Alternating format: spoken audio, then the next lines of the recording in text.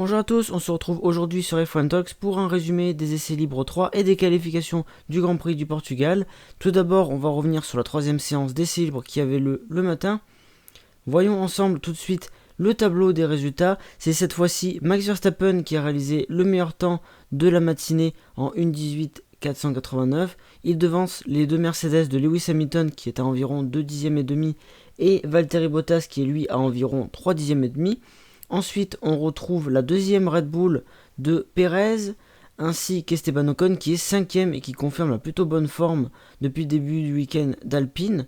Ensuite, on trouve les Ferrari de Leclerc et Sainz, puis on a Norris, Gasly et Raikkonen. Ensuite, on trouve Tsunoda, Ricciardo, Giovinazzi, puis Alonso, Schumacher, Stroll et Russell, et enfin Vettel, Latifi et Mazepin qui ferment une nouvelle fois la marche.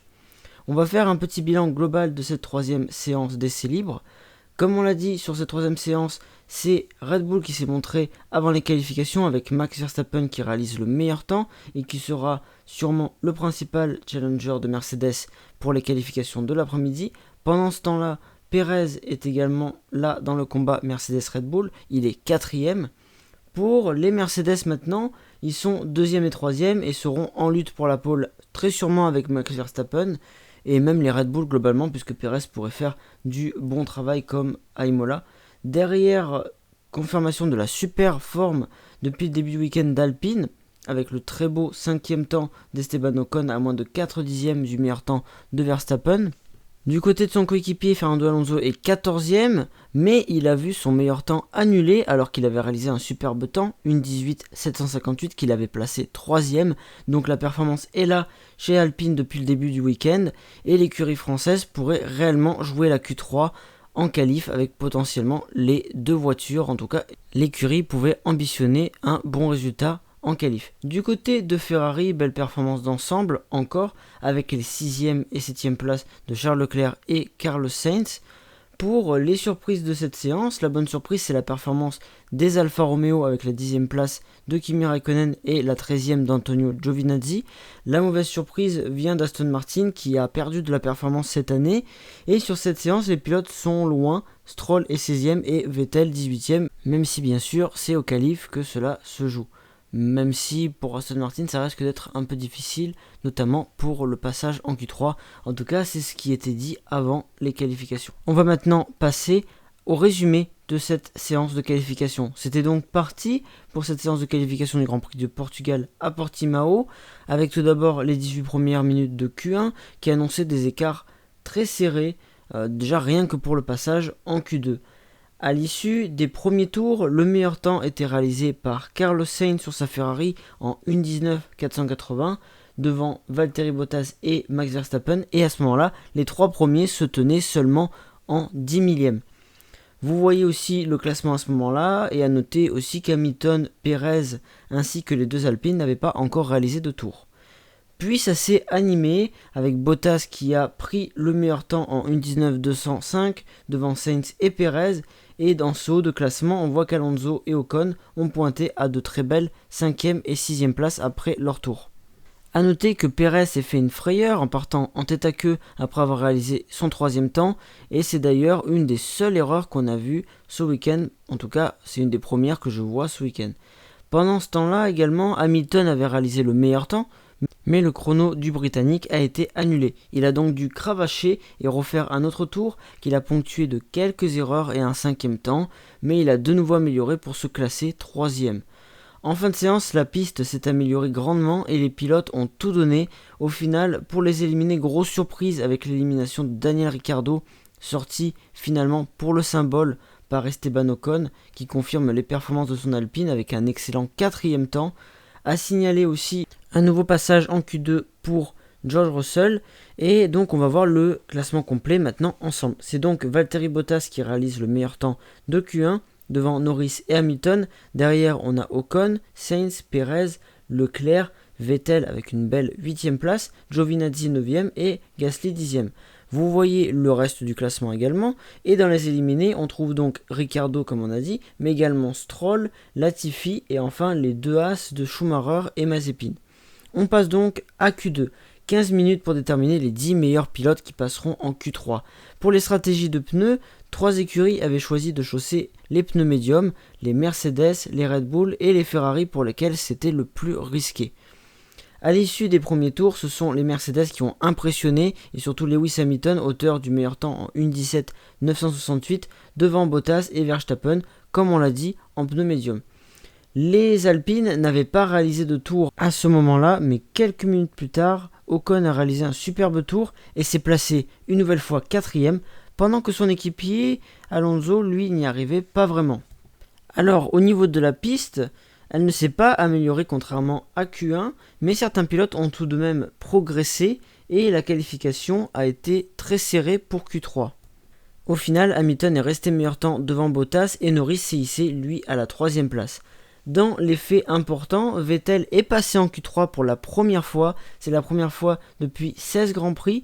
Russell est passé tout proche de la Q3 de son côté et Alonso était la petite déception de cette séance alors que l'Alpine semblait performante puisque Esteban Ocon réalise de bonnes performances de son côté. On regarde maintenant le classement complet avec donc on a dit Hamilton meilleur temps devant Bottas, tous deux en médium. Derrière il y a Norris. On a aussi Ocon qui est un magnifique 4ème, Verstappen est 5ème en médium. Derrière on a les Ferrari qui ont réussi finalement leur pari alors que ça semblait pas si bien embarqué que ça pour eux. Ils sont également donc comme on a dit 6ème et 7ème pour Leclerc et Sainz. Ils sont même devant Perez, 8ème qui lui aussi était en médium. Et derrière on retrouve Vettel 9ème et Gasly 10ème qui sont les deux derniers qualifiés pour Q3.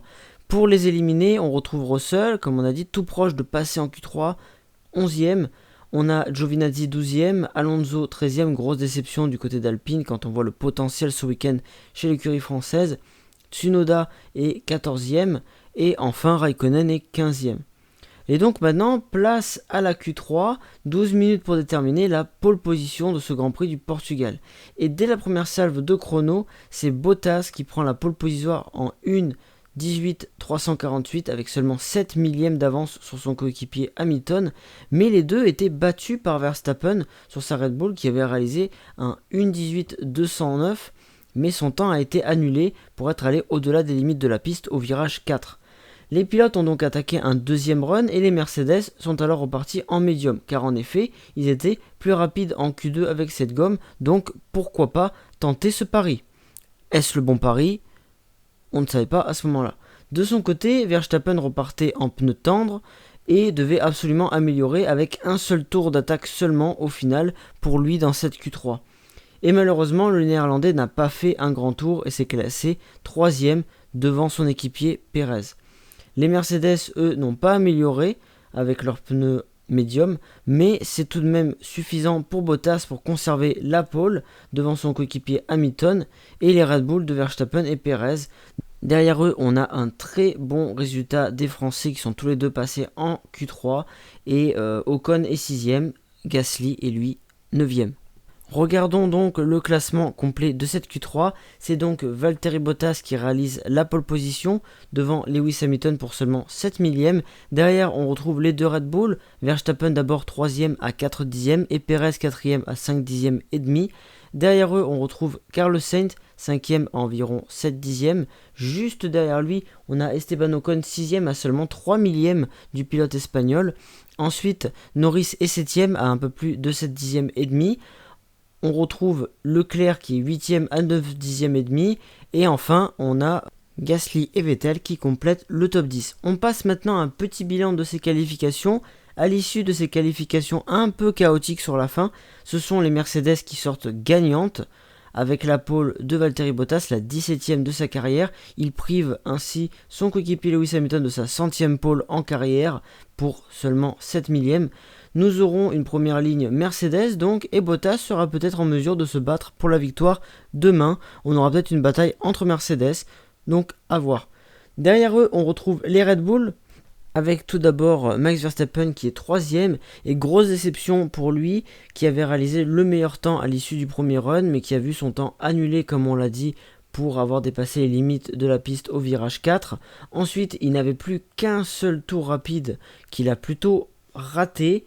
même si c'est peut-être tout simplement les conditions de piste qui n'étaient pas optimales. En tout cas, il n'a pas été en mesure d'améliorer, et à l'issue de la séance, il est resté longtemps prostré, et il avait l'air extrêmement déçu, car il pouvait avoir la pole aujourd'hui, et au final, il est derrière les deux Mercedes, mais il pourra sûrement tout de même se battre pour la victoire contre elle demain, et ça promet d'être intéressant du coup pour ce Grand Prix du Portugal. Du côté de son coéquipier Pérez, il n'a pas réalisé sa performance d'Imola, où il avait été deuxième devant son coéquipier, mais il a réalisé une plutôt bonne séance en se classant juste derrière Verstappen, en étant quatrième. Donc on va dire qu'il a fait son job pour Red Bull, il montre qu'il est là, et il pourrait être un acteur de la bataille Mercedes-Red Bull demain, espérant en tout cas pour voir une très belle bataille. Derrière eux, on retrouve une très jolie performance de Carlos Sainz chez Ferrari. Il est 5ème et devant son coéquipier Leclerc de presque 3 dixièmes. Le Monégasque qui lui a eu un peu de mal en Q3, il est seulement 8ème. Mais dans l'ensemble, ça confirme que Ferrari est bien de retour dans les batailles pour des plutôt gros points. Niveau stratégie, les deux pilotes partiront demain avec des pneus médiums après leur stratégie audacieuse en Q2. Chez Alpine, les bonnes performances du week-end se sont confirmées avec une superbe séance de qualification d'Esteban Ocon, auteur du 6ème temps, à seulement 3 millièmes de la Ferrari de Sainz 5ème devant lui, et à 1 dixième et demi de Pérez qui est lui 4ème. Ça fait plaisir pour Esteban, et demain il aura sûrement une belle opportunité au départ car il partira en pneus tendres qui se mettront en température plus vite, alors que devant lui les autres pilotes seront en pneus médium. Du côté de son coéquipier, Fernando Alonso, c'est la déception. Il a été éliminé de Q2 et s'est classé 13ème. Et surtout, l'écart avec son équipier est étonnant. Et peut-être même source d'interrogation pour l'Espagnol, qui est à 8 dixièmes d'Ocon en Q2, ce qui est assez énorme. Mais pour relativiser, Alonso n'a presque jamais roulé à Portimao, seulement lors de tests avec Renault il y a très longtemps, et également en endurance, quand il était en endurance avec Toyota, à l'époque où il s'était engagé dans cette discipline. Il aura aussi l'avantage de pouvoir choisir ses pneus pour la course et de réaliser souvent de bons départs en Grand Prix. Espérons pour lui qu'il puisse remonter et se battre pour des points. Passons à McLaren avec Norris 7ème qui n'a pas réussi à aller plus haut. Du côté de son équipier, grosse désillusion de Daniel Ricciardo, 16ème et éliminé de Q1 comme on a dit tout à l'heure, et très loin de Lando Norris puisqu'il était à presque 1 seconde en Q1. Il a plutôt eu du mal depuis le début du saison avec sa McLaren, à se familiariser avec cette McLaren, et ce week-end la McLaren semble plus en retrait en termes de performance, en tout cas en termes de rythme de qualification en tout cas, et ça donne un moins bon résultat collectif que le week-end précédent, et Ricciardo a eu en plus des difficultés avec la tenue de route de sa voiture et également son comportement, et devra remonter demain, mais il pourrait nous réserver une course spectaculaire pour pourquoi pas aller chercher également des points. Comme on avait dit, on remarque que l'Australien a plus de difficultés que son coéquipier parce qu'il découvre sa voiture, également que Lando est un très bon pilote. Et là, ça s'est vu un peu plus que lors des 2 premiers Grands Prix. Donc espérons que Ricciardo remonte.